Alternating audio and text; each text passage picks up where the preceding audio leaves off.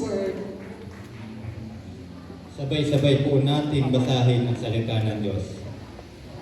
Yamang napawalang sala na tayo dahil sa pananalig sa ating Panginoong Hesukristo, sa pamamagitan niya'y mayroon na tayong kapanatagan sa harapan ng Diyos. Sa pamamagitan nga niya'y tinamasa natin ang kagandahang loob ng Diyos at lubos tayong nagagalak sa ating pag-asa na makakasama sa kanyang kalwalhatian. Purihin ang Diyos sa pagkabasa ng kanyang salita. Ipakita mo nga, kapatid, yung mukha ng nagagala sa presensya ng ating Panginoon. In the presence and sanctuary of the Lord, there is fullness of joy. So let us all enjoy the presence of God today. Woo!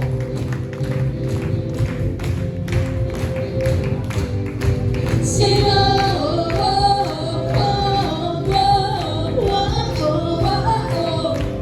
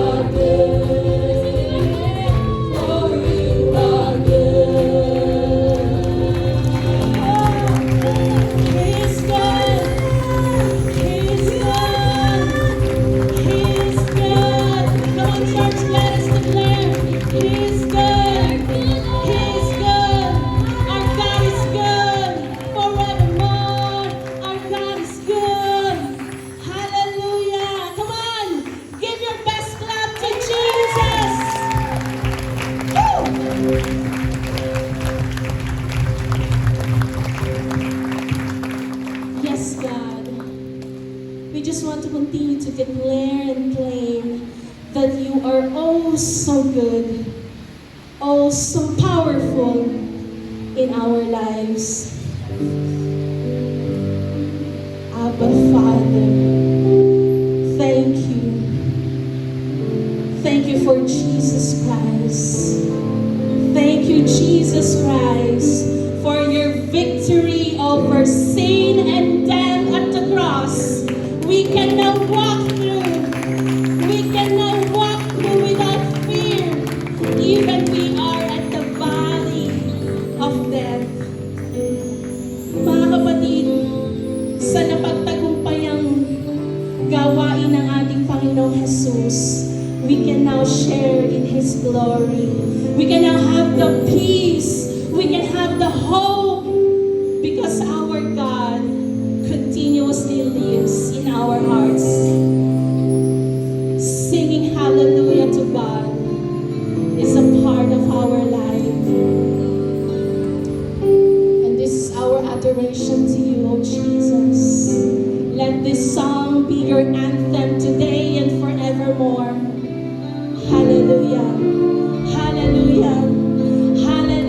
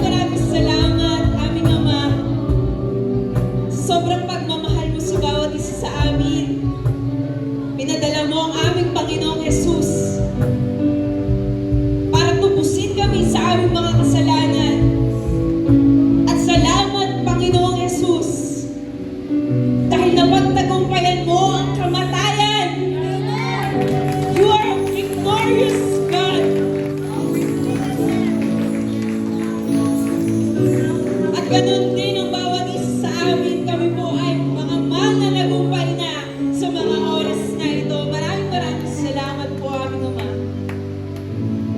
Maraming salamat po sa binigay mong panahon sa amin para papurihan ka, pasalamatan ka, sambahin ka sa lugar na ito.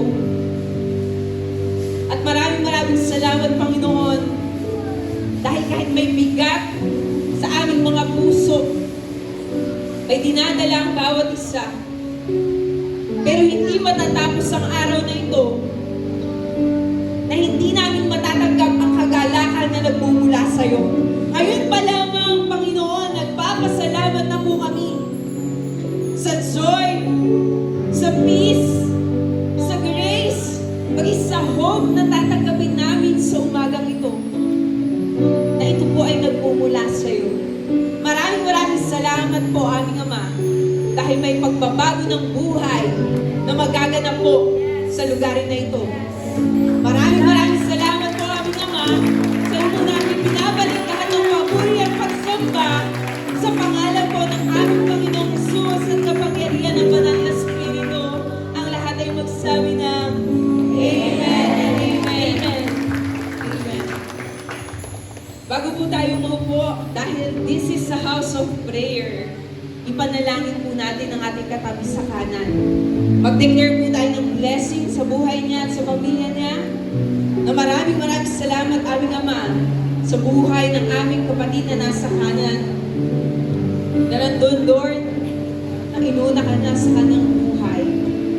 At sabi mo nga sa iyong salita, that if we seek you first and your kingdom and your righteousness, lahat po ng pangangailangan niya ay yung pong ipagkakaloob. Maraming salamat, Ama, dahil makikipag-usap ka sa kapatid kong ito sa umagang ito sa pangalan ni Jesus.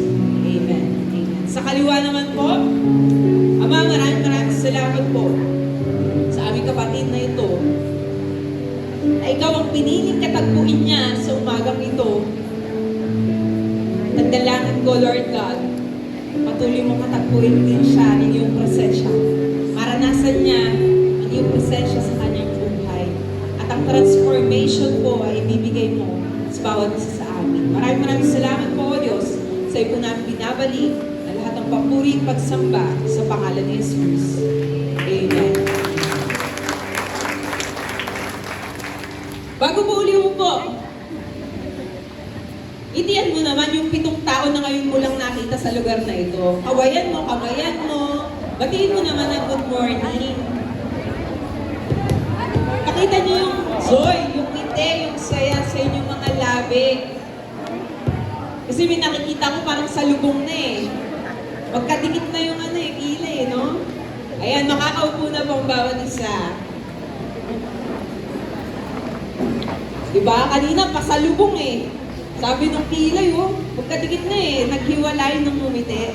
Kaya dapat lagi po tayong nakangiti. Amen? Amen? Yan. So last week po, napag-aralan natin.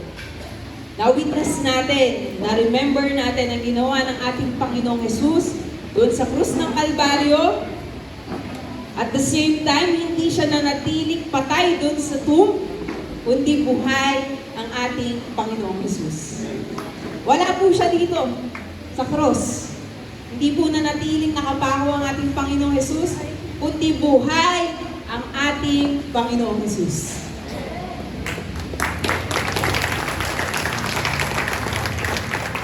At dahil buhay ang ating Panginoong Jesus, natupad ngayon yung pangako ng Ama.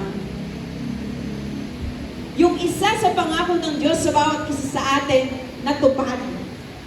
At hindi po nanatiling patay ang ating Panginoong Jesus, buhay po siya.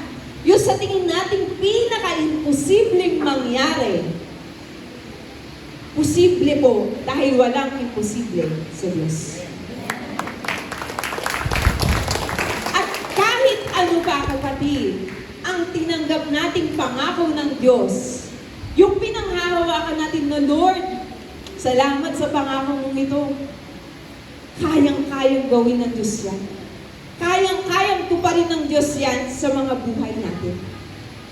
Kasi yung pangako nga, na muling mabubuhay ang ating Panginoong Hesus, babalik siya. Natupad. Yun pa kayang pinangako ng Diyos sa atin. Kaya kapatid, napakagandang encouragement sa atin. Huwag bitawan, huwag nating panghinayangan, huwag nating sukuan yung pangako ng Diyos sa bawat isa sa atin. Ngayon sa umagang ito, may tanong po sa atin. To whom we put our faith and source of joy. Heart check muna, evaluate po natin ang ating mga sarili. Saan ba tayo nananalig, nananampalataya? O saan ba nagmumula ang ating kagalakan? Magkaiba po yun ang kagalakan at ang kasiyahan. Magkaiba po ang joy at ang happiness. Okay? Magkaiba po siya, hindi lang sa spelling. Baka sabihin niyo, opo sis, magkaiba po yun kasi magkaiba spelling. Hindi pa. Magkaiba rin ang ibig sabihin ng happy ka at may joy ka. Ang happy, ngayon masaya ka, mamaya pwedeng hindi na. Ibig sabihin, temporary. Yun ang happiness. Pero ang joy, ngayon masaya ka, kahit wala kang pagsubok, pagdating ng pagsubok, masaya ka pa rin. Yun yung joy. Yung hindi po nawawala. Ngayon, kung tatanungin tayo, ano ang meron tayo ngayon sa mga oras na ito? Happiness ba o joy? I-evaluate natin ang ating mga sarili para sa mga nag-aaral, pag mataas ang grades, happy, pero source pa yun ng joy? Sa mga nagtatrabaho, pag may sweldo, may bonus, masaya? Paano pag naubos na? Malungkot na naman, galit na naman. Pero dapat makita po natin, no? Na ang bawat isa sa atin, may taglay na joy. Ito po ay galing sa banal na spirito. At itong joy na to, hindi dapat nawawala talaga sa atin. In past 2 weeks, marami po tayong nabalitaan. Pagtaas ng presyo ng gasolina. Pagtaas ng presyo ng diesel. Pagtaas ng presyo ng mga bilihin. Talagang napapaaray na lang yung mga nanay eh. Yung budget na binigay sa kanila. Lord, paano po mapagkakasya ito? Napapaaray po talaga dahil sa pagtaas ng bilihin. Pero yun po ang reality. Yun po ang nangyayari sa ngayon. Dahil sa gulo po sa ibang bansa, kahit tayo mga nasa Pilipinas ay apektado.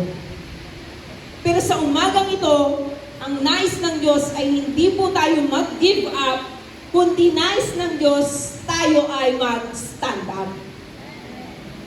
Ulitin ko po ayaw ng Diyos na ang kanyang mga anak ay mag-give up pagkus ang nais ng Diyos mag-stand up.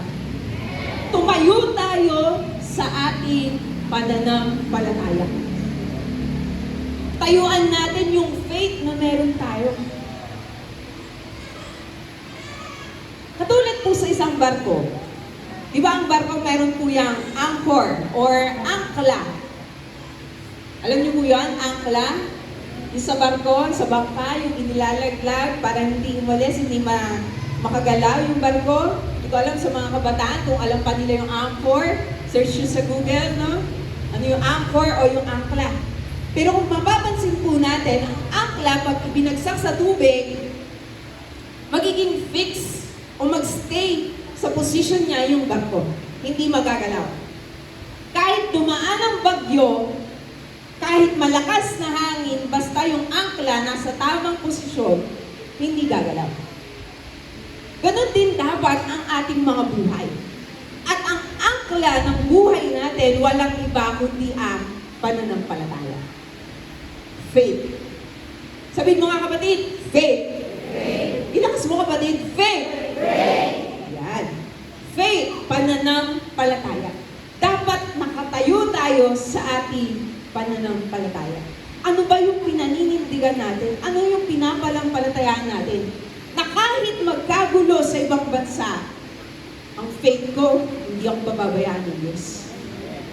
Ang faith ko, hindi kami magugutom. Ang faith ko, hindi kami magkukulang. Ang faith ko, hindi kami iiwan ni pababayaan ng Diyos. Ano ang faith natin, kapatid? Ano yung pinapanampalatayaan natin, kapatid? Kaya ang tanong sa atin, saan ba natin nilalagay yung ating faith? Ano ba yung source ng joy natin? Kaya mahalaga ang faith dahil yun po ang pag-aaralan natin sa umagang ito. Justified by faith, be blessed.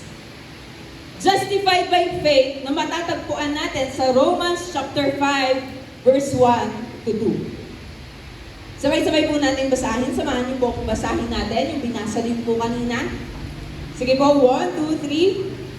Yamang napawalang sala tayo sa pamamagitan ng pananampalataya, mayroon tayong kapayapaan sa Diyos sa pamamagitan ng ating Panginoong Hesukristo. Sa pamamagitan niya, nagkaroon din tayo ng daan sa pamamagitan ng pananampalataya sa biyayang ito na kung saan tayo ay tumatayo. Nagagalak tayo sa pananalig na ibinibigay sa atin ng Diyos para sa hinaharap. Ang pananalig na makikibahagi tayo sa kalwalhatian ng Diyos. Purihin po natin ang Diyos sa pagbabasa ng kanyang salita. Ngayon, malinaw po ang sinabi dito sa salitang ito. Na yamang napawalang sala tayo sa pamamagitan ng pananampalataya. Bibigyan ko lamang po kayo ng brief background. Kasi ito po ay Romans chapter 5. Tama po ba? At ang Romans chapter 5, may sinusundang chapter. Romans chapter 4. Very good po. At yung 4, may sinusundan pa po. Chapter 3, 2, and chapter 1. Ano? So, bigyan ko lang po kayo ng background. Kasi kung babasahin po natin ito sa English, itong Romans chapter 5, verse 1 to 2, nagsimula po ang verse 1 sa salitang therefore. Sabihin mo nga sa kapatid, katabi mo, therefore. Therefore. Familiar po ba para dun sa mga nagsusod sa math, sa science, may therefore conclude. Diba? I therefore conclude. May ganun na sinasabi. Ibig sabihin, mayroon po siyang sinusundan, mayroon po siyang pinagmumulan. At kung babalikan po natin sa chapter 1, pag binasa po natin yung Romans chapter 1, makikita po natin doon na pinaliwanag ni Pablo na ang mga Jews ay nagkasala. The Jews are sin or are sinners. At kung babalikan din natin yung sumunod, Romans chapter 2, pinaliwanag naman ni Pablo, in-illustrate niya na maging ang mga Hentil or Gentiles are sinners din. At kung titingnan din natin yung sumunod pang chapter, Romans chapter 3, lahat po ay walang nakaabot sa kalwalhatian ng Diyos. Specifically po sa verse 23. Romans chapter 3, verse 23-24. Pakitahan mo natin yan. Sapagkat ang lahat ay nagkasala at hindi naging karapat-dapat sa paningin ng Diyos. Pero ang sabi sa verse 24, ngunit dahil sa biyaya ng Diyos sa atin, itinuring niya tayong matuwid sa pamamagitan ni Kristo Jesus na siyang tumubos sa atin. Ito'y regalo ng Diyos. Amen. Isipin po natin, kapatid, di ba natin birthday, may regalo ang Diyos sa atin. Hindi ba Pasko, may regalo ang Diyos sa atin. Pero nais ko makita, katulad ng binasa natin sa verse 23, na ang lahat po sa atin ay nagkasala. Kahit ako po na nakatayo dito sa inyong harapan na ginagamit ng Diyos, nagkasala. Wala pong nakaabot sa kaluwalhatian ng Diyos. Pero kung titignan natin yung sa chapter 4 naman, nagbigay po ng example si Paul kung sino yung mga tao na namuhay ng may justified life o namuhay ng matuwid. Kasi kung iisa-isahin din po natin yung yung chapter 4, makikita po natin doon na in-emphasize niya na ang pagpapawalang sala ay hindi po dahil sa ating mga gawa. Ulitin ko po hindi po tayo matutubos sa kasalanan ng dahil lang sa gawa natin. Hindi din dahil sa pagsunod natin sa kautusan. Kaya tayo napawalang sala. Kundi nilinaw ni Pablo, pagdating dito sa chapter 5, na sa pamamagitan ng pananampalataya, kaya tayo napawalang sala. Pag sinabing justified, kapatid, nakikita na tayo ng Diyos as though hindi tayo nagkasala. Tingnan niyo yung number 4 sa blood of Jesus. 5 confession of the blood of Jesus. By the blood of Jesus, I have been justified, and God sees me as though I have never sinned. Dahil sa ginawa ng ating Panginoong Hesukristo na ating pinapanampalatayaan, pinawalang sala na tayo. Nakikita na tayo ng Diyos na hindi makasalanan, kundi matuwid sa Kanyang harapan. Pero dahil yon sa pananampalataya, hindi po yun dahil sa ating mga mabubuting gawa. Tingnan po natin, Ephesians chapter 2, verse 9 to 10. Ephesians chapter 2, verse 9 to 10. Para mas maliwanag lang po na hindi tayo ang naghirap para mapawalang sala tayo, kundi ang ating Panginoong Hesukristo. Sa verse 8, balikan natin verse 8. Ayan. Dahil sa biyaya ng Diyos, naligtas kayo ng sumampalataya kayo kay Kristo. Kaloob ito ng Diyos at hindi galing sa inyo. Verse 9. Hindi ito nakasalalay sa mabubuti ninyong gawa para walang maipagmalaki ang sinuman. Pero ano sabi sa verse 10? Nilikha tayo ng Diyos at sa pakikipag-isa natin kay Kristo Jesus, binigyan niya tayo ng bagong buhay para gumawa tayo ng kabutihan na noon pa'y itinalaga na ng Diyos na gawin natin. Ibig sabihin, sumunod na lang yung paggawa na mabuti. Pero hindi yung totoo na, ay gagawa ko ng mabuti para mapagbayaran ko yung kasalanan ko. Dahil malinaw po doon sa sinabi, na sa pamamagitan lang ng pananampalataya natin sa Panginoong Hesukristo, kaya tayo napawala sala. Kaya kapatid, sa umagang ito, i-declare natin itong mga salita na gusto ko nang maging matuwid. Sabay-sabay nga tayo, kapatid. Gusto ko nang maging matuwid. Parang hina. Parang ayaw pa. Parang hindi kayo convinced. Isa pa po. 1, 2, 3. Gusto ko nang maging matuwid. Palakpakan naman natin ang Diyos. Dahil kapatid, sa umagang ito, hindi lamang yan dineclare nyo, dahil mangyayari din yan sa mga buhay natin. Tutuwid na ng Diyos ang ating likong pamumuhay. Itutuwid na ng Diyos yung paligo-ligo nating paglakad sa ating pananampalataya. Ayaw na natin dapat ang pangit na buhay. Kasi yung mga pangit, dapat wala na yan. Tingnan mo nga katabi mo. Nandyan pa yan. Ibig sabihin, hindi yan pangit. Diba? Nandyan pa yan eh. Pero dapat yung mga pangit sa buhay natin, inaalis na. Dapat makita natin na masayang mamuhay ng matuwid. Yung hindi ka kinakabahan, na pag naglalakad ka, walang biglang babangga sa'yo, walang biglang mangtitisod sa'yo. Kasi wala kang ginagawang masama eh. Alam mo sa sarili mo na matuwid ang yung ginagawa sa paningin ng Diyos. Yung kahit meron kang naririnig na sinisiraan ka sa likod mo, sabi nga, backstabber.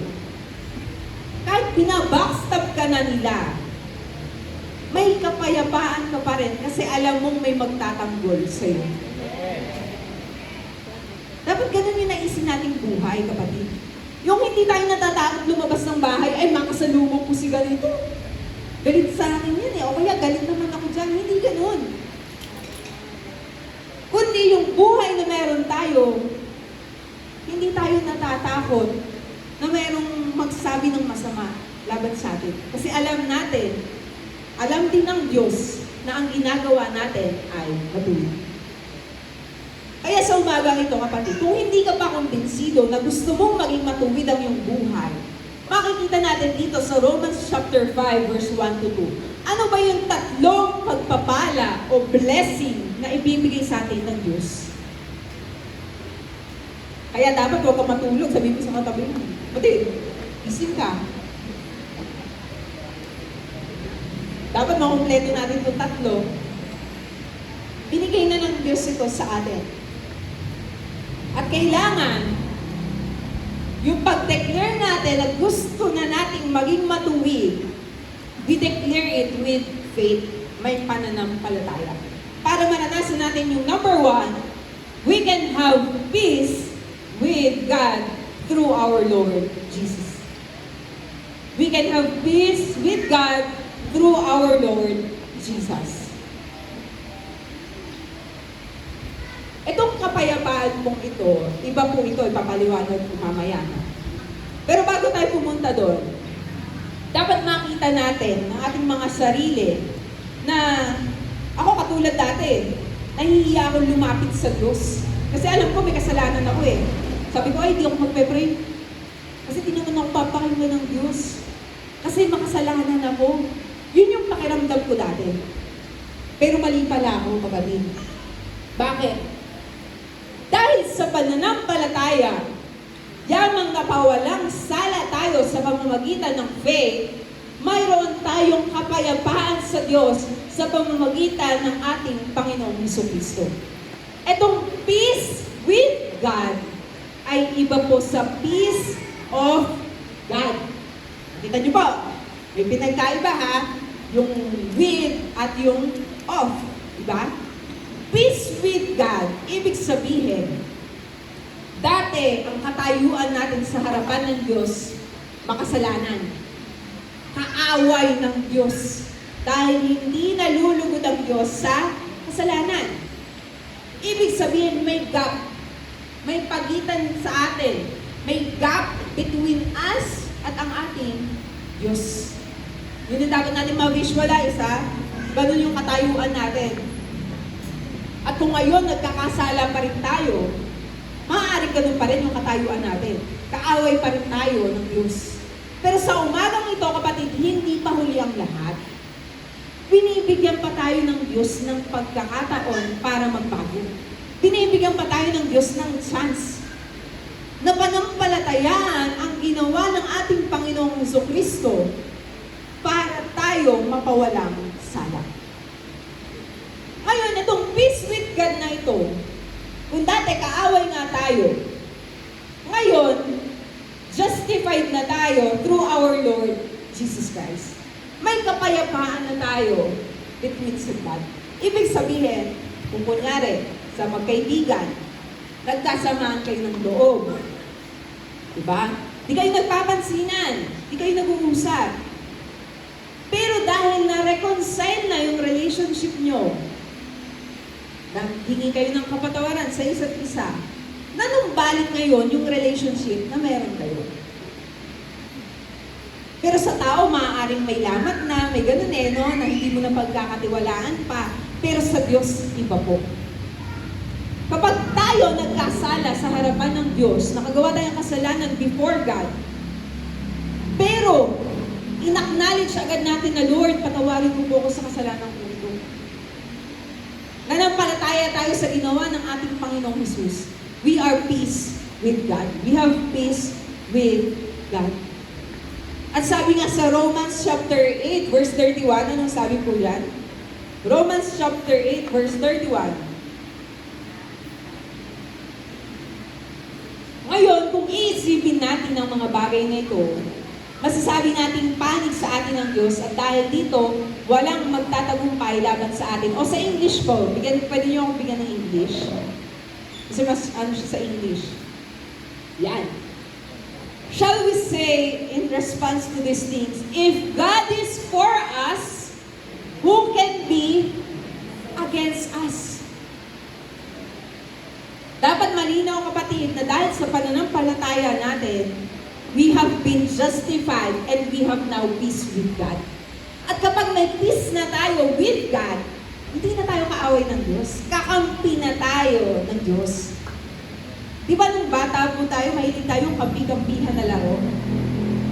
Mga bata dyan, naglalaro pa ba kayo?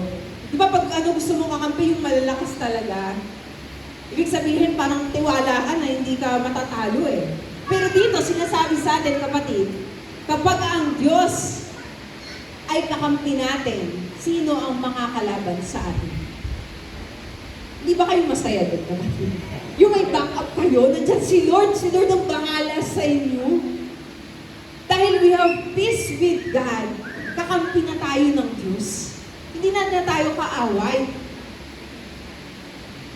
At magpa-follow na rin doon yung kapayapaan, yung peace of God. Kaya kung mapapansin nyo, kapag naunawaan natin, kakampi ko si Lord.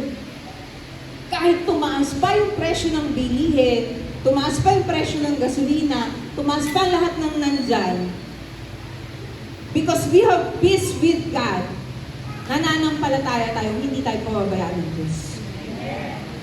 Nananampalataya tayo, hindi tayo pagkukulangin ng Diyos. Kaya mahalaga makita natin, ano ba yung katayuan natin sa harapan ng Diyos? Dahil tayo'y pinawalang sala na, at tayo'y lalakad na ng matuwid, we have peace with God. At yun yung dahilan kung bakit may joy dapat tayo. Na kahit past yung kasalanan natin, nagawa na natin nagkamali na tayo. May joy pa rin tayo. Kasi bakit? Alam natin pinatawad na tayo ng Diyos. Dahil ano sabi sa kanyang salita? Kung tayo'y hihingi ng kapatawaran sa Kanya, siya'y tapat na Diyos at tayo'y patatawarin sa ating mga kasalanan. Kaya dapat may joy tayo sa ating mga buhay. Because we have peace with God. Dahil meron na tayong kapayapaan sa ating Diyos Ama. We can have access to His grace. We can have access to His grace. Na sinabi sa verse 2a, sa pamamagitan niya, nagkaroon din tayo ng daan sa pamamagitan ng pananampalataya sa biyayang ito na kung saan tayo ay tumatayo. Kapatid, imagine natin, ang grace, ito ay isang bagay na hindi tayo deserving, pero tinanggap natin. Yung parang niragaluhan ka ng friend mo, ng sobrang mahal na bagay na hindi mo ina-expect, na sa tingin mo sa sarili mo, hindi ko deserve yan. Pero binigay ng friend mo, yun yung katulad ng grace. It is unmerited favor. Yung hindi natin deserve, binibigay sa atin ng Diyos. May access na tayo sa presensya ng Diyos. May access tayo sa Kanyang help, sa Kanyang guidance, at sa Kanyang provision. Sabihin mo nga kapatid, access. Isa pa, access. Pag sinabing access, di ba?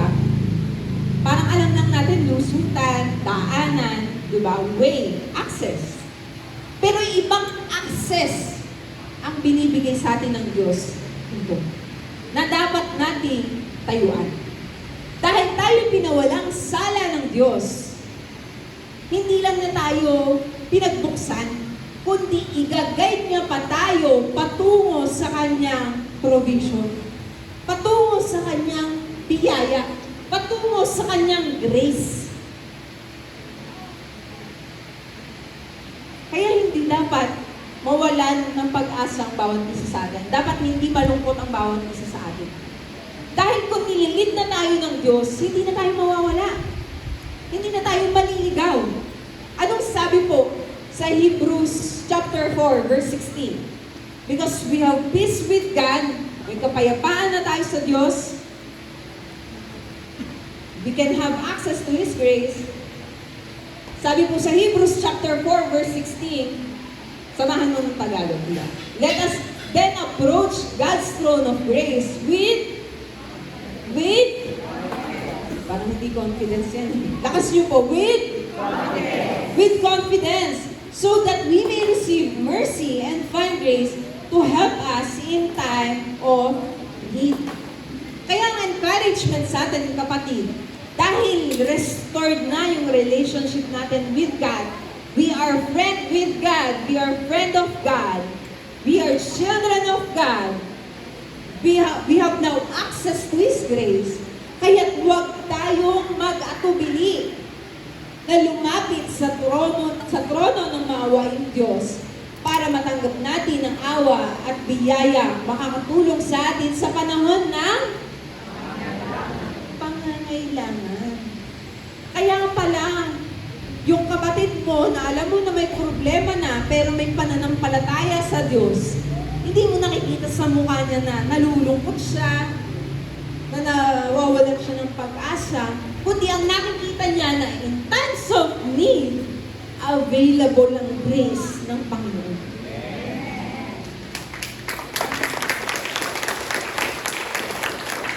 Pero may kailangan tayong gawin, kapatid. Huwag tayong mag-atubiling lumapit sa Diyos. Dahil matuwid na ang lakad natin, may kapayapaan na tayo sa Diyos Ama. Hindi na tayo dapat nanghihiyang lumapit. Parang isang magulang, di ba? Pag may kailangan ng anak, talaga sasabihin yan. Minsan nga, linggo na ng gabi, kailangan na ng kinabukasan, saka lang sasabihin di ba? Kailangan kong kartolina para po bukas ng umaga. Yung nanay tuloy magagalit. Kasi ba't mo na nila sinabi? Dumaan ang maghapon. Tapos ngayong gabi, wala nang mabibilhan. Pero pinapakita ko po sa inyo na ang anak dapat hindi nahihiyang lumapit sa magulang.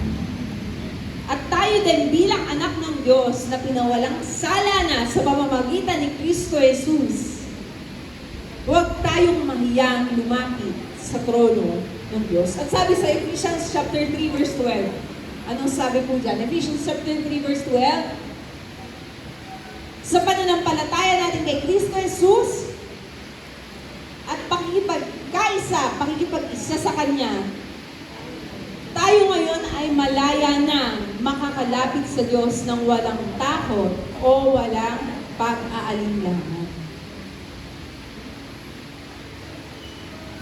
Dapat makita po natin na hindi po sapat na tinalikuran lang natin yung kasalanan. Kundi dapat, katulad ng sinabi dyan, nakipagkaisa sa Kanya. Sabi nga, if anyone is for Christ, is with Christ, the old, di ba, dapat wala na. Has gone, and the new has come. If anyone is in Christ, yung sino mang nakipagkaisa sa ating Panginoong Jesus, dapat hindi lang pinalikuran ng kasalanan, totally nilayuan na ang kasalanan. Para mag-benefit tayo dun sa grace ng Panginoon. Yung sinabi niyang we can have peace with God and we can have access to His grace. Alam niyo, napakaganda po nito, na dapat makita talaga natin na sa Diyos lang tayo dapat lumapit. Walang backer, walang padrino, walang kung sino man. It is between us and God.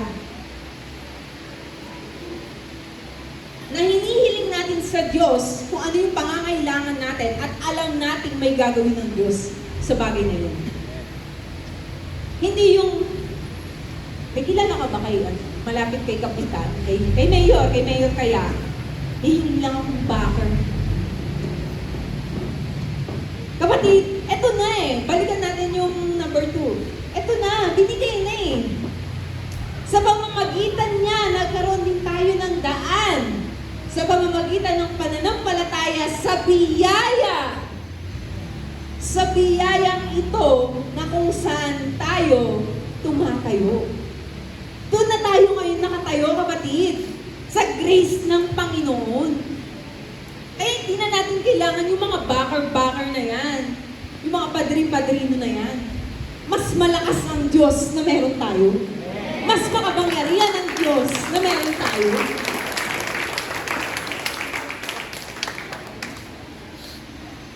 Kailangan lang nating manampalataya, kapatid. Minsan kasi ang tao natatagalan eh.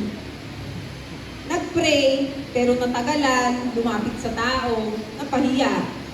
Pero kung tayo nag-pray, nanampalataya, naghintay, makikita talaga natin ang pagtugon ng Diyos. Pero kailangan nandun yung pananampalataya ng bawat isa sa atin. Kaya dapat din meron tayong joy pa rin, hindi nawawala ang joy. Kasi we have access to His grace. Yung bagay na dapat ay hindi natin deserve, meron na tayo. Binigay na ng Diyos. Baliwala yung pangangailangan natin. Kayang-kayang ibigay na ng Diyos. At yung pangatlo, na benefit ng pagiging justified through faith, we should rejoice in hope of the glory of God. We should rejoice in the glory of God. Kung nakita niyo po, yung naunang dalawang puntos, we can. Napansin niyo po yun.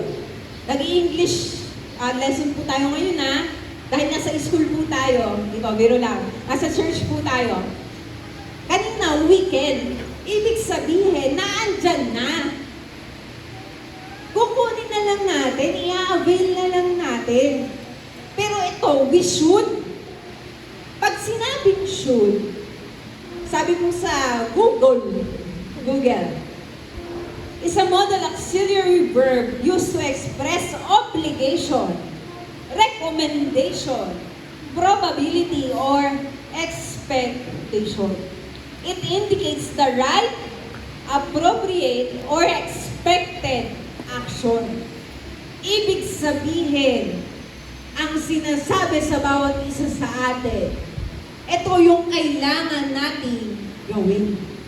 We should rejoice in hope of the glory of God. Na hindi lang dito sa lupa yung nilulook forward natin, kapatid. Maging yung pang-eternal, nilulook forward natin. Na kung dito sa lupa, nakikiisa tayo sa paghihirap ng ating Panginoon. How much more pa yung kaluwalhatian kapag nahayag na ang ating Panginoon. Meron tayo dapat ilulook forward, kapatid. Meron tayong inaasahan sa ating mga buhay. Saan ba nakalagay yung ating hope? We should rejoice in hope in the glory of God.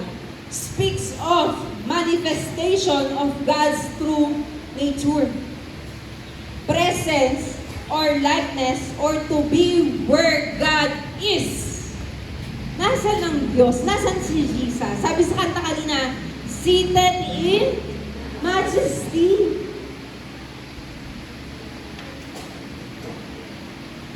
Kapatid, hindi lang pang dito yung buhay natin.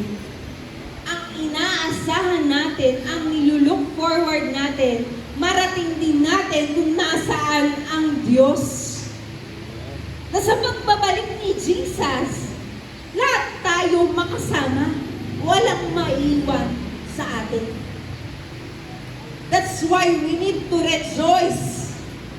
Kailangan magalak tayo dun sa inaasahan nating kaluwalhatian ng Diyos. Dito po akong inorek, kapatid. Ito pong kwento ko ay huwag niyong gagayahin. Pawang profesional lamang ang gumagawa nito. Di ba? Biro lang na. Itong kwento ng buhay ko, huwag niyong gagayahin kasi mali. Okay? Kukwento ko sa inyo recently lang to. Huwag niyong gagayahin, uulitin ko, huwag gagayahin kasi mali. Ulit. Huwag gagayahin kasi mali. Okay. Kwento ko po sa inyo sa aking trabaho, dahil ako po ay work from home, US po ang company namin. Ako ba isang HR doon. Dahil naka isang taon na ako sa trabaho ko, sabi ko, parang time ko na. Kasi ginalingan ko na sa buong taon eh. Pinatunayan ko na sa gawa ko na magaling ako. Sabi ko, parang time ko nang humingi ng increase. Kasi dahil sa pagtaas ng bilihin ng gasolina, yung sasakyan namin, baka itulak na lang namin ng nanay ko eh. So sabi ko, hindi akong increase. Pero yung increase na yon, hindi lamang panggastusin, kundi para sa mga benefits ko. Yung mga mahulugan, yung mga SS, PhilHealth, yung mga ganyan. So yun yung hiningi ko. Lumapit ako sa boss ko ngayon. Dahil mali, huwag niyo gagayahin. Nagtiwala sa tao, hindi sa Diyos, huwag gagayahin. Lapit ako sa boss ko. Sir, English po ito, pero Tagalog. Sir, gato. Ito po yung benefits na hindi ko nahulugan. Baka po pwede makagka-increase. Sure, sabi sure. Pero tingnan muna natin yung performance ng project. Kasi that time po may i-release kami project. So, in short, na-release yung project, walang balita sa boss ko. Sir, hello, nandito pa ako. Naghihintay, wala. Huwag niyo ulit gagayahin kasi nagtiwala sa tao, hindi sa Diyos. Nag-follow up ako ngayon, kinapalang po ang mukha ko. Sir, i-follow up ko lang po yung pinag-usapan natin nung nakaraan. Kasi po, ganito ganyan. Tumataas na po talaga yung bilihin. Sabi, Lindsay, ganito kasi yun mahirap yung sitwasyon ng company natin ngayon. Yung kalagayan ng company natin ngayon. Pero pwede ko naman pagbigyan yung increase mo.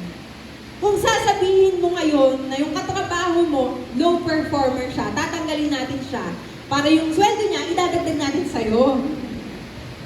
May kapalit. Sabi ko, Lord, di ko naman kaya yun. Na yung tao mawala ng trabaho para lang ako magka-increase. Sabi ko, hindi po, sir, ayoko po. Okay lang po na wala na lang. Sabi niya, natapos yung discussion, walang increase. Sabi ko, Lord, hindi gagawin ko. Nakalang ko lumapit sa Lord.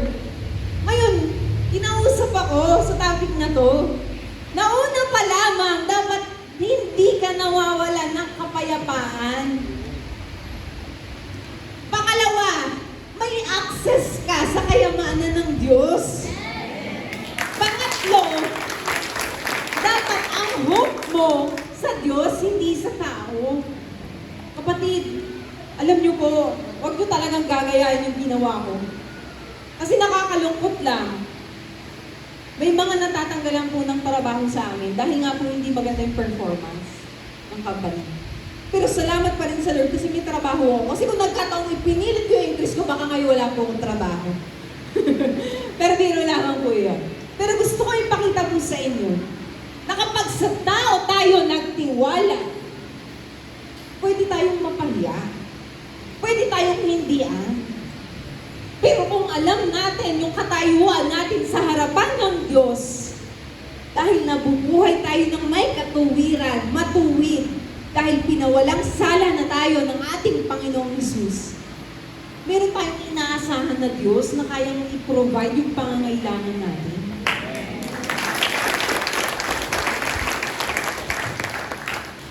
Kaya kapatid, yung kwento ko, kahit nakakatawa yun, huwag yung gagayahin. Please lang. Napakaliit ng tingin ko sa Diyos that time. At doon ako kinorek ng Diyos. Humingi agad ako ng tawad sa Diyos na, Lord, patawarin mo ko. Kasi para sa ganitong halaga, hindi ako nagtiwala sa'yo. Minsan kasi ganun po tayo Pinagpapalit natin ng Diyos sa tingin natin the best. Pero hindi natin alam na mayroon ng nakahanda ang Diyos na the best at mas the best pa para sa atin.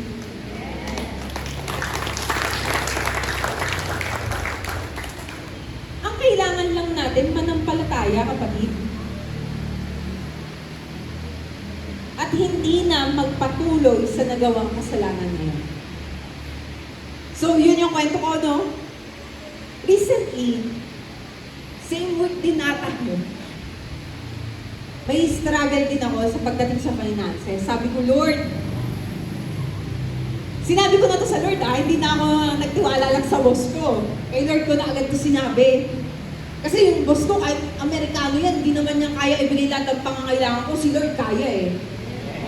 Sabi ko, Lord, struggle ako sa finances ko eh. Kasi may cell group pa po ako next week.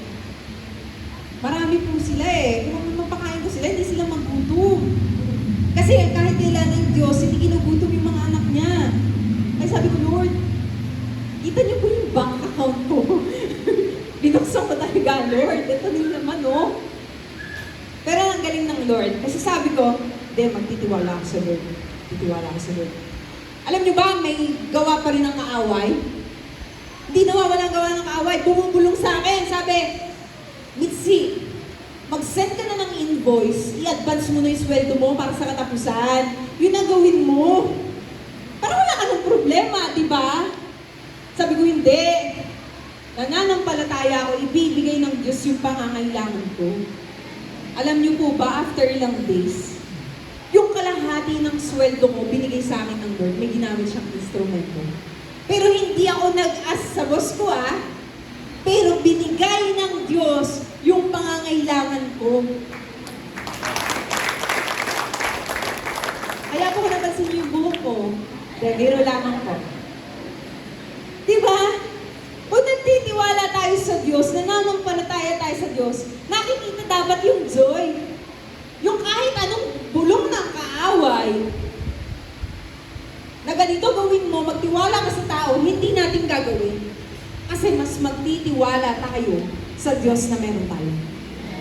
Because we have the peace with God, we have the access of His grace, and we hope dun sa glory ng ating Panginoon.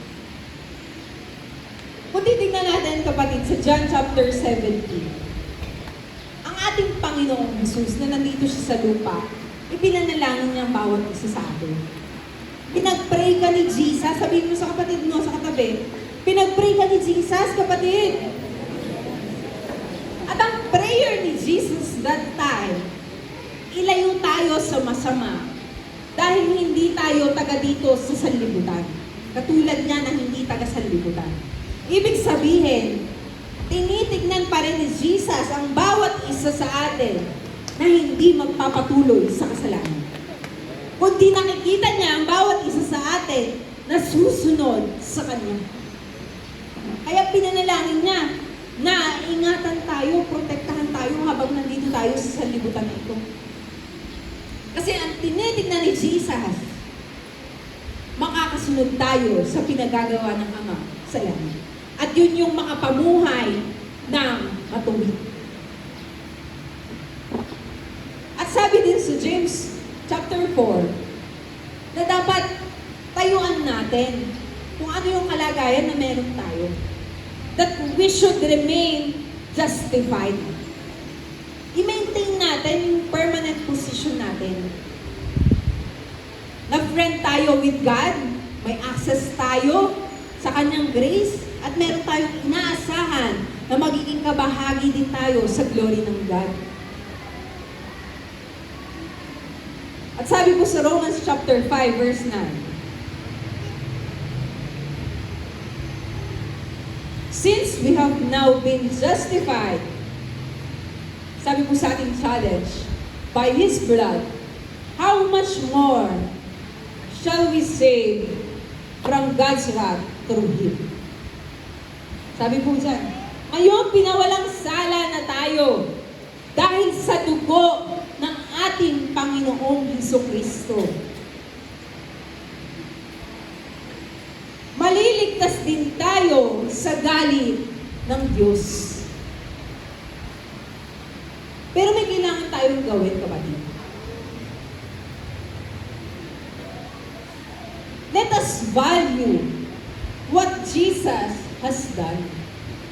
Pahalagahan natin, kapatid, ano ba yung ginawa ni Jesus Christ para sa bawat isa sa atin? Kasi yung mga bagay na pinapahalagahan natin, di ba yun yung binibigyan natin ng pansin, ng atensyon, ng oras? Ibig sabihin, bigyan natin ng halaga, ng oras, ng panahon, ang Diyos sa buhay natin. justified, guard our walk. Huwag na tayong tumingin pa dun sa tinalikuran ng ating kasalanan. No turning back. Don't ever look back. Tinubos na tayo ng Diyos sa kasalanan na yon, huwag na nating balikan. At sabi dyan, remain justified. At i-declare natin, I am justified by faith. Sabihin nga natin kapatid, I am justified by faith. Pinawalang sala na tayo ng ating Panginoong Jesucristo. Yun ang kailangan nating panampalatayaan. Para kapag dumating ang kaaway, niloloko-loko tayo na hindi naman totoo yung Diyos na meron ka. Hindi mo mararating yung pangarap mo na yan. Mamroblema ka sa nangyayari ngayon. Kahit yan ang binubulong sa atin, niloloko tayo ng kaaway, i-declare natin, I am justified by faith. Kasi magpa-follow na doon yung tatlo natin pinag-aralan kanina. I am justified by faith. Kapatid, sa umagang ito, ang nais ng Diyos, matagpuan mo sa Kanya yung totoong joy. The fullness of joy. At yung joy na yun, hindi nawawala. Pero kapatid, sa umagang ito, kung sa tingin natin, parang mahirap pa rin para sa atin gawin yun. Mahirap pa rin para sa atin na maging magalak kapag may problema. Magalak kahit mayroong pinagdadaanan. Kapatid, yung J-O-Y, bigyan natin ng meaning. J is for Jesus. Unahin natin si Jesus sa buhay natin. Let God be the center of our lives. At pangalawa, pag di pa rin tayo talaga nakakita ng joy sa buhay natin, kailangan nating unahin yung others. Yung letter O. Others. Ibang tao. Huwag ang sarili mo. Baka mamaya lumalapit tayo sa Diyos para lang sa sarili natin. Ilapit natin sa Diyos yung ibang tao para sila din mismo malaman na pinawalang sala sila sa pamamagitan ng pananampalataya. At yung letter Y, dun palang papasok yung yourself or you. J-O-Y para sa joy. Hindi po naging Y-O-J para sa joy. Kaya hindi natin dapat unahin ang sarili natin. Lagi natin uunahin ang para sa Panginoon. Uunahin natin ang kapakanan ng ibang tao para hindi tayo makagawa ng kasalanan. At ihuhuli natin ang ating mga sarili.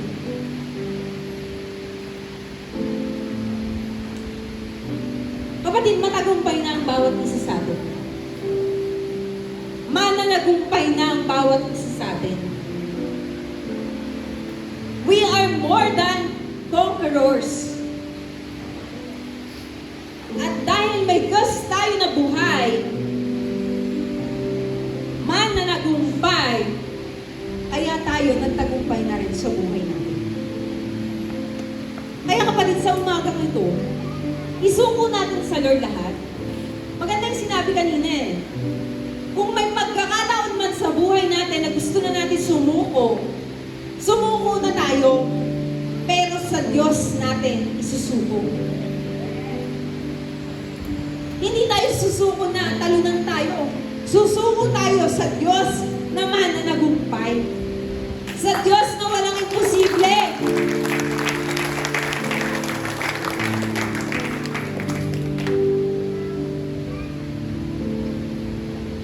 Kaya sa umaga ito kapatid, tayo po tayong lahat. Awitan natin ng Diyos na nagmumula sa puso natin na mayroong kagalakan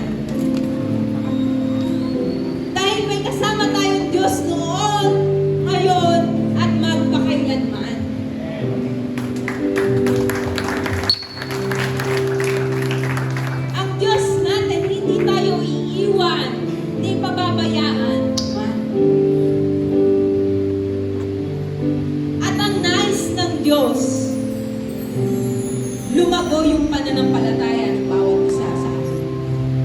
Kaya kailangan natin magpatuloy tayo, lumakad tayo kasama ang Panginoon para yung buhay natin maging matuwid na.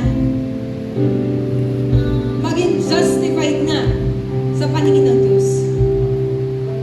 Kapatid, iimbukan natin ang ating mga labi. Habang nakapikit ang ating mga mata,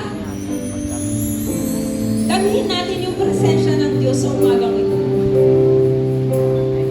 Na habang nag-worship tayo, inaawitan natin siya, ang prayer natin, Lord, yung burden na meron ako kanina, salamat kasi joy na ngayon.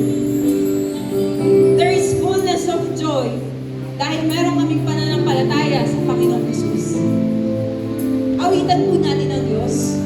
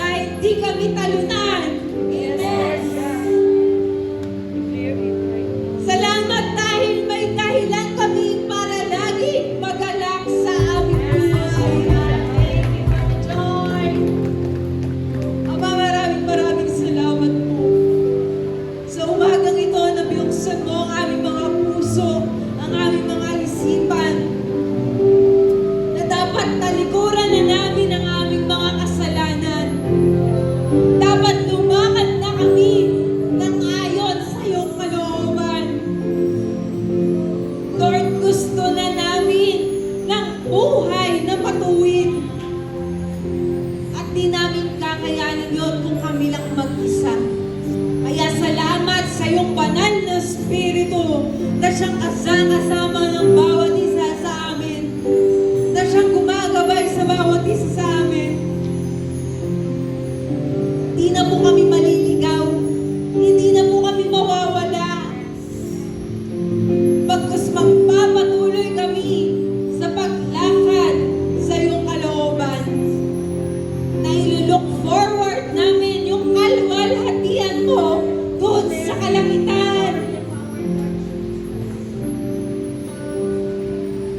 Salamat, salamat aming Ama.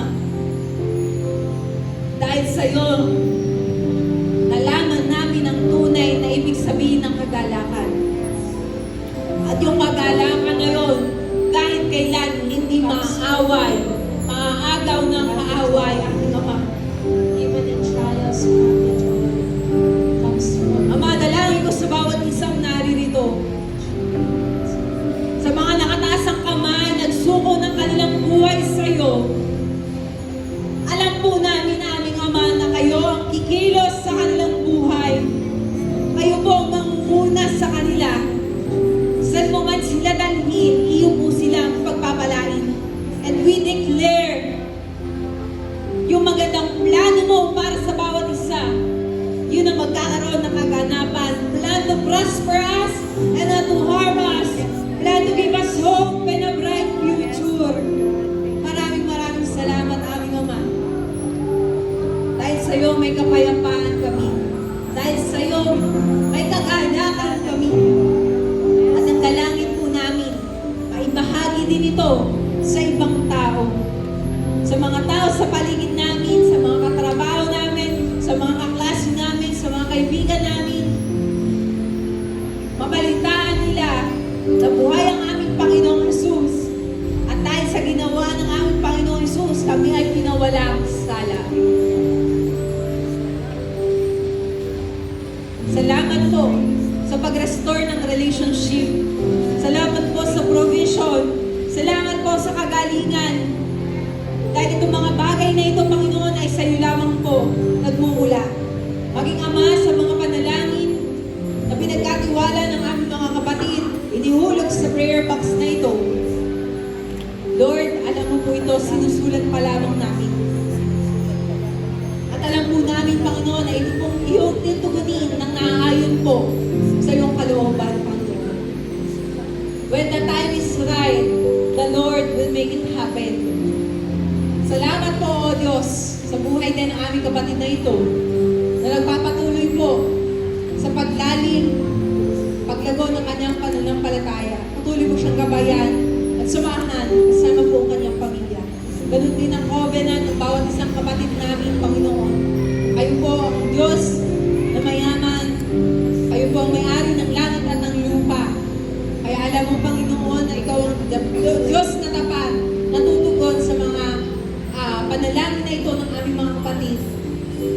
Pag sa batang ito, Panginoon, patuloy mo siyang pagkalooban ng karunungan at sa kanyang murang edad, na ano'y Panginoon, na lumawak din ang kanyang pananampalataya. At ang bawat isa po sa amin, Panginoon, ang dalangin po namin,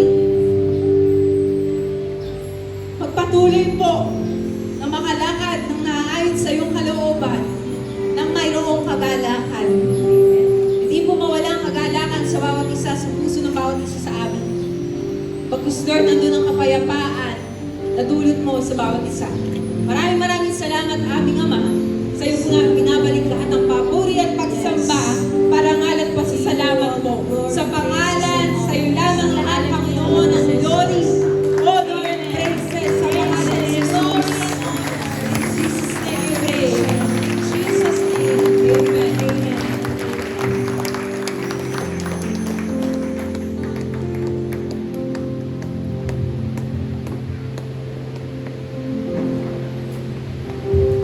Ayan, isang malakas nga pong palakpak para sa mga taong pinalaya at may pananampalataya para sa ating Panginoon. Amen. Ayan, hallelujah.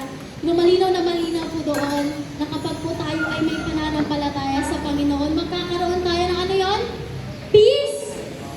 Number 2, access sa kanyang grace. Na kahit hindi tayo deserve, no?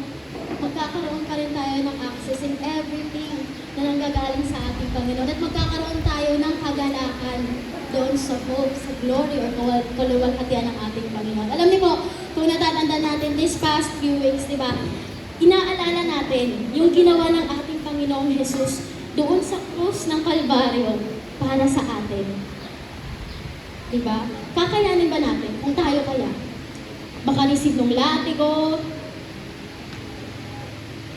kahit sugat nga lang, nakaano na tayo eh.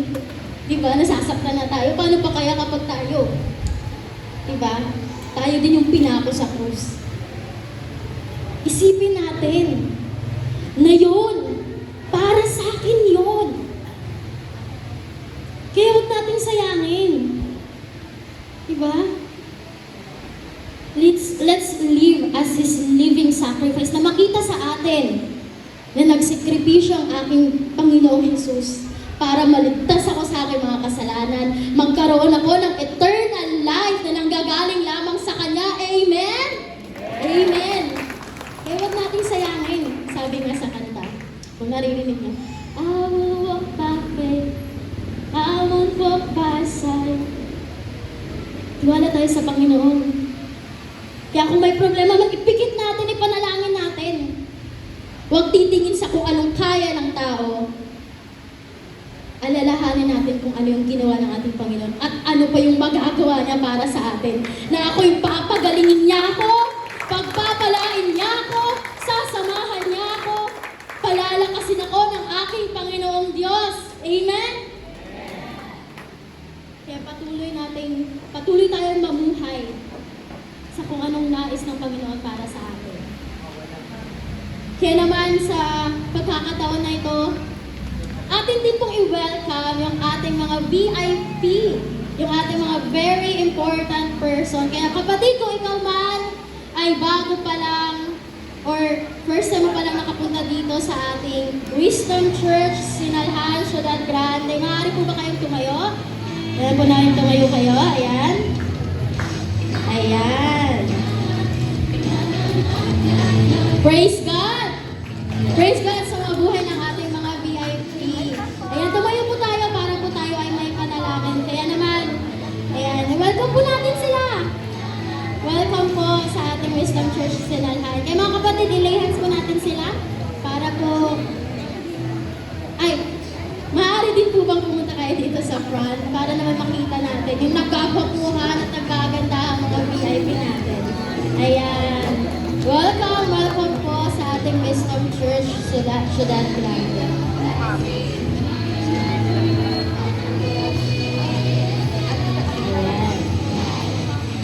Praise God. Sige po, atin po ilikas ang ating mga kamay, atin na silang ipanalangin. Yes, hallelujah, Lord. Purihin ka, aming Panginoon. Dakilain ka sa aming buhay. Ikaw, O Diyos, ay tapat noon, ngayon at magpakailanman. Dakila ang iyong pag-ibig para sa amin. Salamat po, O Diyos, sa kalakasan, sa pagpapala na binibigay niyo po sa amin sa pang-araw-araw ng aming mga buhay. Maging sa mga oras na ito, nagpapasalamat din po kami sa buhay ng aming mga VIP, O Lord. Hindi po aksidente, O Lord, na naparito sila sa iyong bahay, sambahan, O Lord. Dahil may plano ka sa kanilang mga buhay. Ito na po yung pasimula ng iyong plano para sa mga kaluluwang to, Lord God. Nagpapasalamat po kami dahil alam po namin na ikaw po yung kumatok, ikaw po yung kumausap, humipo sa kanilang mga puso upang magkaroon sila ng desire to come here, O Lord, to hear your words, upang sila din po ay magkaroon ng relasyon sa iyo, Lord God, upang ma-experience din po nila yung peace, yung access nila sa yung grace, O Lord, at magkaroon sila ng kagalakan sa kanilang pananampalataya sa iyo, O Diyos. Salamat po at patuloy po silang pagpalain kung ano man po yung pinapanalangin nila sa kanilang mga puso.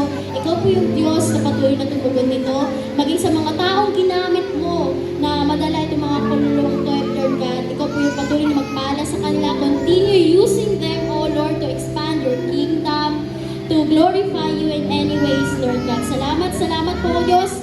Patuloy namin itinataas ang lahat ng aming mga panalangin.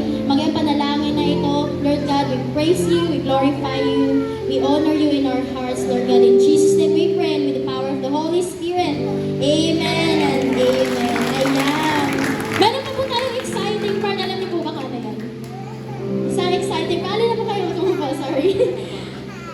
Punta naman po tayo sa another exciting part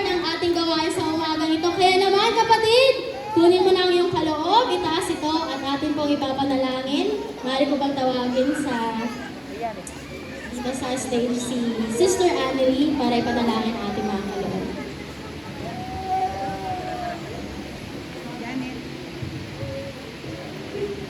So, bago po natin itaas yung ating kaloob o panalangin, basahin ko nga po muna yung verse na ito sa 2 Corinto verse 7. Ang bawat isa ay dapat magbigay ayon sa kanyang pasya, maluwag sa loob at hindi napipilitan lamang sapagkat iniibig ng Diyos ang nagbibigay ng mga kagalakan. Amen. Atin na po itaas ang ating mga kaloob. Lord God, salamat po Lord sa mga pagpapalang ibinigay niyo sa aming Panginoon. Salamat Lord sa buhay na pinagkaloob mo sa amin. Pinupurit at papasalamat din po kami Panginoon sa mga blessings sa Lord God. Sa mga oras na ito Lord, itinataas mo namin ang mga kaloob na ito Lord God, na binibigay po namin Panginoon na may joy, na may kagalakan sa aming puso Lord God. Alam po namin Lord na hindi po ito sapat yung mga nakapaloob sa sobrang ito Lord. Pero alam po namin Lord na hindi po kayo tumitingin sa halaga na nakapaloob po dito. Ngunit pagkus po tinitingnan niyo po ang puso ng bawat isa Lord God. Na alam po namin nagmamahal po sa inyo Panginoon. Salamat Lord at nawa Panginoon ay pagpalaan niyo ang mga kaloob na ito Lord God, maging po ang mga anak niyo po na nagbibigay nito Panginoon. Pagpalaan niyo rin po yung mga pinagpupunan nito Lord God, trabaho po, yung mga negosyo po Panginoon. Pagyamanin niyo po ito Lord, at sa ganun Panginoon ay patuloy po kami magbibigay sa inyo Panginoon. Maraming salamat po Lord God, at ay po ang aming dalangin sa tanging pangalan ni Jesus. Amen.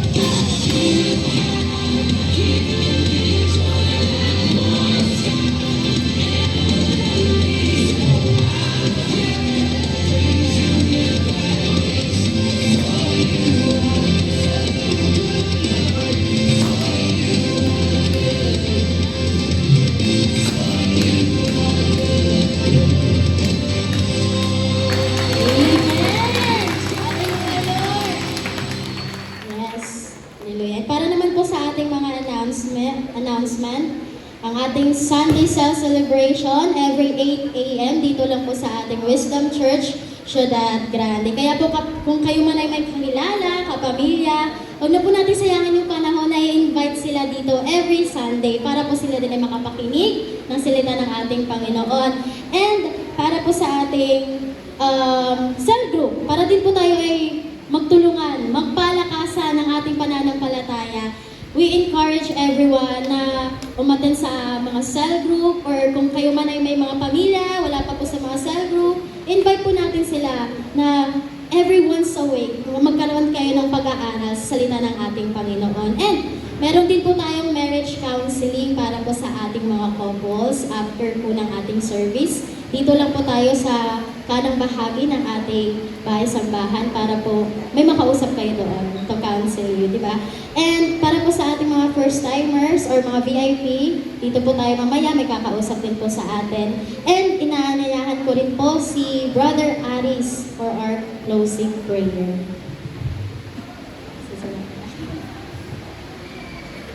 Amen. Sige po, tayo po ay tumayo. Tumayo po tayo. Sige po, palakpakan po natin ang Panginoon. Dahil hindi lang wisdom ang binigay sa atin ng Lord, pati ang victory ay binigay na niya sa atin. Di ba? Purihin po natin ang Panginoon. Sige, tayo po ay manalangin. Ama naming Diyos na nasa langit, salamat po Panginoon sa umagang ito, sa isang matagumpay na gawain, Lord, na pinagkaloob mo sa bawat isa. At dalangin po namin, Panginoon, sa aming pagsamantalang pag-iwalay, Ikaw yung Diyos na mag-iingat sa amin, saan man kami pupunta. Ikaw yung Diyos na mangalaga sa bawat isa sa amin. Ang mga sasakyan na gagamitin ng mga kapatid ko, Panginoon, balutin mo po ang bawat isa sa amin ng iyong banal na dugo. Bigyan mo po kami ng proteksyon. At sa aming pag-uwi, Lord God, dala-dala po namin yung salita mo, Panginoon, na natutunan namin sa umagang ito. At magamit namin ito, Lord, sa pang-araw-araw namin pamumuhay. Tunay nga, Panginoon, na kami ay hindi naging matuwid sa iyong harapan. Pero dahil pinagkaloob mo sa amin ang iyong anak na Panginoong Jesus, tinawag mo kaming anak at ngayon ay may access na kami sa iyo, Lord. Salamat, Panginoon, sa pagmamahal na binigay mo sa amin na hindi kami karapat-dapat. Pero ngayong umaga, Lord, pinakita mo sa amin yung pagmamahal ng isang tunay na magulang, Panginoon, na kumakalinga sa kanyang anak. At ang mga anak na yun, Panginoon, ay walang iba kundi kami. Salamat, Ama. Dahil hindi po namin kayang ibalik sa iyo yung pagmamahal na binibigay mo sa amin.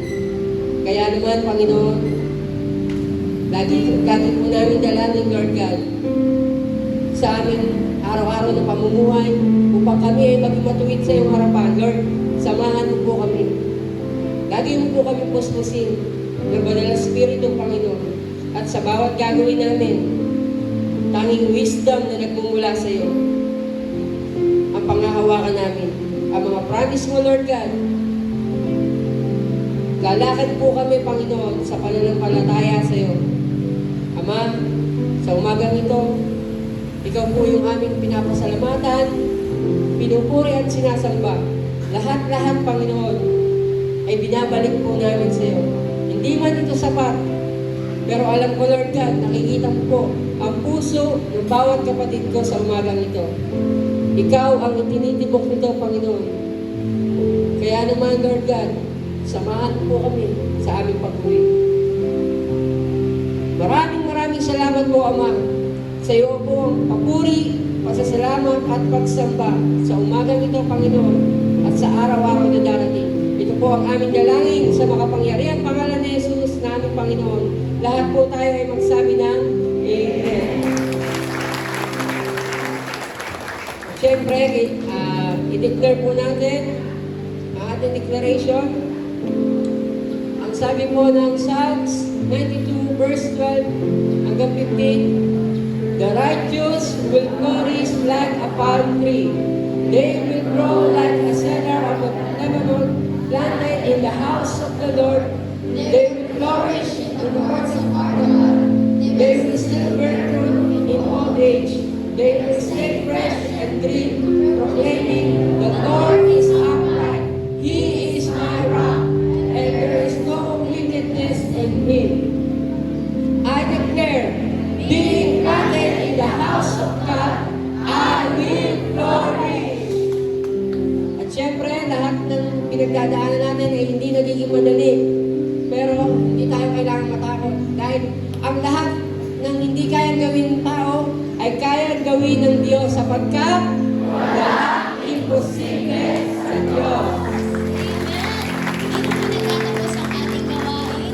Muli magkita-kita tayo sa susunod na linggo every 8 a.m. Dito lang sa syudad